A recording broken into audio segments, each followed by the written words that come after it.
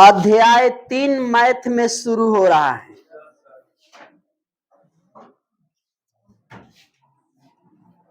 ध्यान दीजिए इधर, अध्याय 3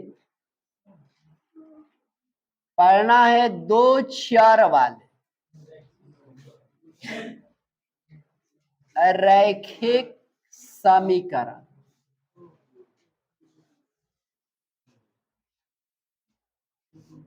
दो चर वाले रैखिक समीकरण, ध्यान दो।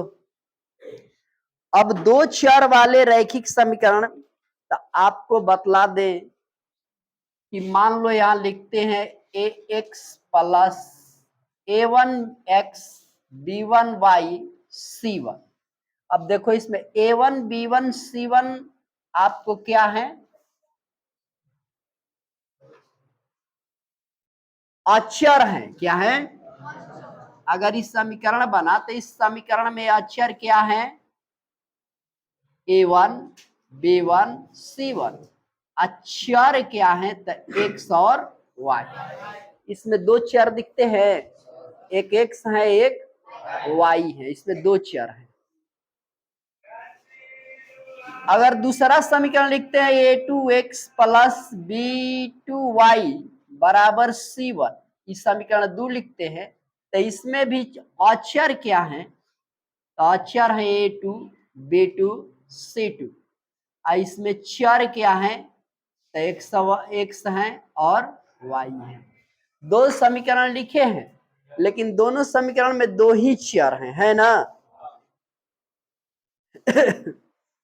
इसी चर वाले समीकरण के बारे में इसमें पढ़ना है, ग्राफ खींचना है, ठीक है। अब जैसे तुम्हारे सामने क्वेश्चन आता है पहला एक्सरसाइज 3.1, क्वेश्चन नंबर यहाँ 1 है, 1 को समझिए। क्वेश्चन 1 क्या कहता है, ध्यान से सुनिए।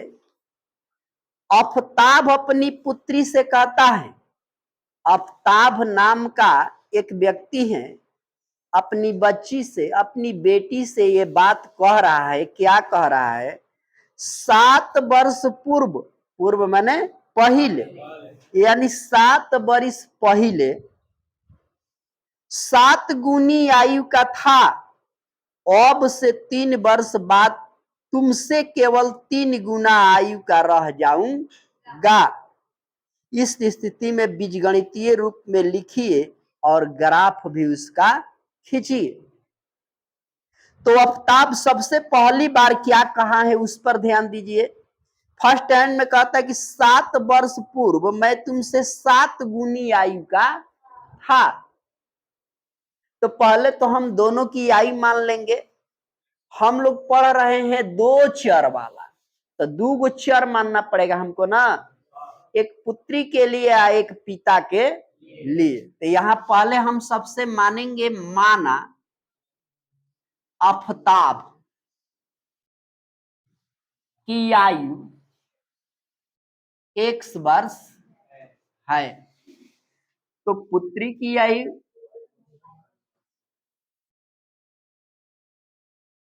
y वर्ष है। अब देखो 2 गो चर मान लिया गया। अब प्रश्न जो कहेगा उसी के अनुसार हमको काम करना है। कहता है कि 7 वर्ष पूर्व, तब पूर्व के मतलब पीछे न जाएंगे जी। अगर तुम इस समय 10 वर्ष के हो, हम कहें कि 10 वर्ष पूर्व तुम्हारी आयु क्या थी, तो क्या बतलाएगा, 0 हो जाएगा, घटबे न करेगा। तो उसी तरह 7 वर्ष पूर्व, आफताब में 7 वर्ष क्या हो जाएगा, अब पुत्रियों में 7 वर्ष क्या हो जाएगा, दोनों और पूर्व जाएंगे तो दोनों में चल जाएंगे, तो दोनों में 7-7 वर्ष घट जाएगा।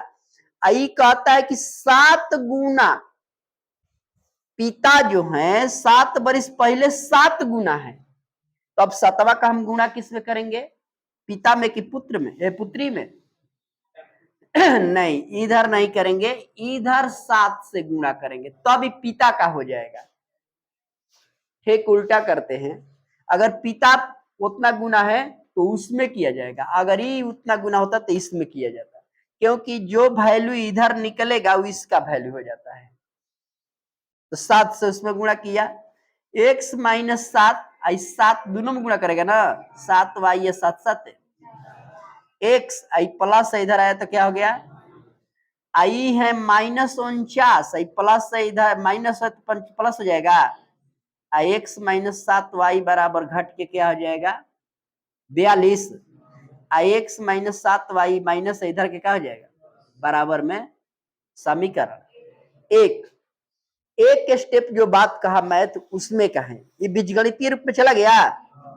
अब फिर कहता है कि पुनः प्रश्न से, क्या लिखेंगे, पुनः प्रश्न से। अब मैं यहां लिख रहा हूं तो तू भी बगल में मत लिखना, तुम्हें नीचे सीधा जाना है। पुनः प्रश्न से क्या लिखेंगे, तो फिर आफ्ताब उसके बाद क्या कहता है इस बात पर हम विचार करेंगे।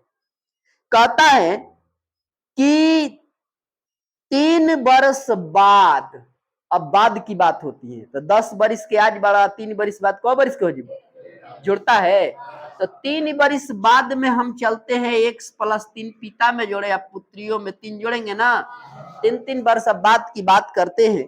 तो कहता है 3 गुनी आयु का रह जाऊंगा, तो 3 से गुणा इसमें करेंगे पुत्री वाला में ना, x प्लस 3 आई गुणा होगा 3y प्लस 9, तो x प्लस है इधर के क्या हो जाएगा आई 9 है इधर जाएगा तो माइनस हो जाएगा, x माइनस 3y घटेगा तो कितना बचेगा, x माइनस 3y प्लस इधर क्या होगा समीकरण।